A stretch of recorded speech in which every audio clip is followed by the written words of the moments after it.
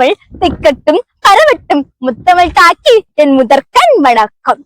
எழுத்துக்கும் சொல்லுக்கும் இலக்கணமோடு இந்த பிரபஞ்சத்தின் அறிவியலுக்கும் இலக்கணம் தொல்காப்பியரை வணங்கி மகிழ்கின்றேன். நடுவர் பெருமக்களுக்கும் அறிவான சக விஞ்ஞானிகளுக்கும் வணக்கம். நான் குமரி அறிவியல் பேரவை இளம் விஞ்ஞான நிகழ்ச்சியிலிருந்து இன்று அறிவியல் தமிழ் முழக்கம் தொல்காப்பும் கூறிய அறிவியல் என்ற தலைப்பில் ஒரு சில கருத்துக்களை பகிரலாம் என வந்துள்ளேன். உலகில் பல மொழிகளில் இலக்கண நூல்கள் உள்ளன. ஆனால் ஒரு இலக்கண நூலில் உயிரினங்களின் பரிணாம வளர்ச்சியும் பிரபஞ்சத்தின் பஞ்சபூத கொள்கையும் விளக்கிய ஒரே நூல் தொல்காப்பியம். நவீன அறிவியல் மேதைகள் சார்லஸ் டார்வின் மற்றும் அரிஸ்டாட்டில் போன்றோர் பிறப்பதற்கு பல நூற்றாண்டுக்கு முன்பே ஒரு தலை சிறந்த அறிவியல் விஞ்ஞானியாக தொல்காப்பியர் திகழ்ந்துள்ளார். தொல்காப்பியத்தின் சிறந்த அறிவியல் பங்களிப்பு உயிரினங்கள் அவற்றின் அறிவு திறனை அடிப்படையாக கொண்டு வகைப்படுத்தியதான்.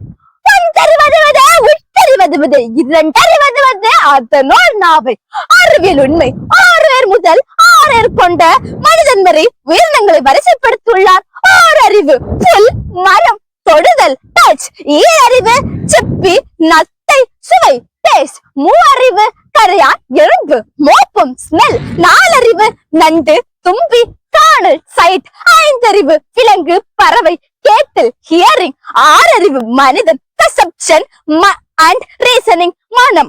5ஆக பகுதி தொல்காப்பியர் ஒவ்வொரு நேரத்திற்கும் ஒரு செடி, மரம், பறவை, விலங்கு என அனைத்தையும் வகைப்படுத்தியுள்ளார். இதனை நாம் இன்று பயோஜியோகிராபி என்று அழைக்கின்றோம். ஒரு குறிப்பிட்ட சூழலில் எந்த உயிரினம் வாழ முடியும் என்ற இயற்கை சமநிலை அறிவியலை தொல்காப்பியம் அன்றே கற்பித்தது. பிரபஞ்சம் எதனாலானது என்பதை ஒரு இயற்பியல் விதியாகவே சொல்கிறது. நிலம் தீநீர் வழி வீசும்போடு 5 கலந்த மயக்கம் உலகம் ஆதலின்.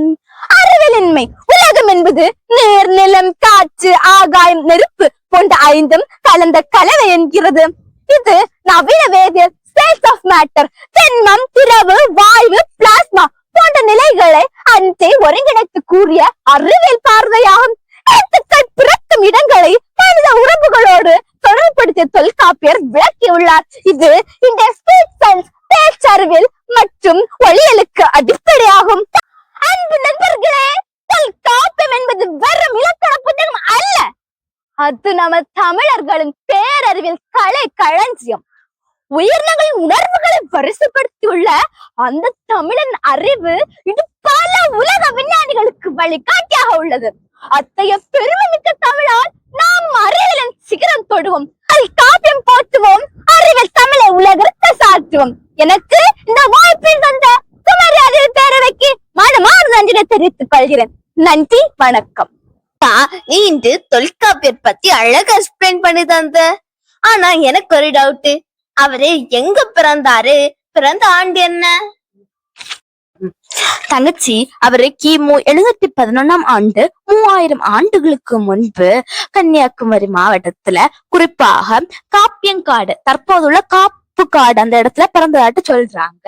இங்கு தொல்காப்பியருக்கு சிலை அமைக்கப்பட்டுள்ளது. இந்த சிலைக்கு முன்னாடிதான் நம்ம 2 நின்றுட்டு இருக்கோம். தமிழ் அமைப்புகள் குமரி முத்தமிழ் மன்றம் போன்றவை இங்கு அவரது பிறந்த இடம் என்று கொண்டாடி சித்திரை மாதம் பௌர்ணமி சித்ரா பௌர்ணமி அன்று பிறந்த நாள் விழா கொண்டாடுகின்றன. அக்கா, தொல்காப்பியரின் இயற்பெயர் தொல்காப்பியரா?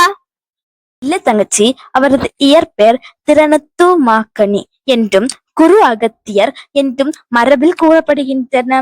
இவர் அகத்தியரின் 12 மாணவர்களில் ஒரு மாணவர். தங்கச்சி, தொல் என்றால் பழைய, காப்பியம் என்றால் இலக்கண நூல்கள். அப்போ நம்ம சேர்த்து பார்க்கும் போது பழமையான இலக்கண நூல்களை எழுதியதால் அவருக்கு தொல்காப்பியர் என்று பெயர் வந்தது. அக்கா, தமிழின் முதல் இலக்கண நூல் தொல்காப்பியமா? ஆமா தங்கச்சி, தொல்காப்பியம் தமிழ் மொழியின் மிக பழமையான இலக்கண நூல். இந்நூல் 3 பெரிய அதிகாரங்களை கொண்டது. எழுத்ததிகாரம் தமிழ் எழுத்துக்கள் பற்றி, சொல் அதிகாரம் சொற்கள் எப்படி சேர்க்கப்படும் என்பது பற்றி, பொருள் அதிகாரம் வாழ்க்கையில் உள்ள உணர்வுகள், காதல், வீரம் போன்றவை பற்றி. தொல்காப்பியம் தமிழ் மொழியை மட்டும் விதிகளோடு சொல்லவில்லை, தமிழர்களின் மரபு, பண்பாடு, உணர்வுகளை விளக்குகின்றது. 2ஆம் பகுதி தொல்காப்பியத்தின் சிறப்பு. தமிழ் மொழி எளிமையானது, ஓரெழுத்து ஓர் மொழி என்று தொல்காப்பியர் சொல்கிறார். உதாரணமாக, ஆ என்ற எழுத்து ஒரு முழு சொல்லாக்கும். ஆ பசு, இது தமிழின் தனி சிறப்பு. மேலும் அகத்திணை என்று 5 வகை காதல் நிலங்களை சொல்கிறது. குறிஞ்சி, முல்லை, மருதம், நெய்தல், பாலை. இது தமிழ் கவிதைகளுக்கு அடிப்படை. உலகில் வேறு எந்த மொழியிலும் இப்படி இல்லை. தொல்காப்பியம் தமிழ் மொழியின் மரபை காப்பாற்றுகிறது. தொல்காப்பியம் நமது தமிழ் மொழியின் அடித்தளம். இன்று நாம் தமிழன் பேசுவதும் படிப்பதும் எழுதுவதும் தொல்காப்பியரின் பெருமைதான். நாம் தமிழை நேசிப்போம், தொல்காப்பியத்தை படிப்போம், தமிழ் மரபை பாதுகாப்போம். எனக்கு இந்த வாய்ப்பை தந்த குமரி அறிவியல் பேரவைக்கு என் மனமார்ந்த நன்றினை தெரிவித்துக் கொள்கிறேன். நன்றி, வணக்கம்.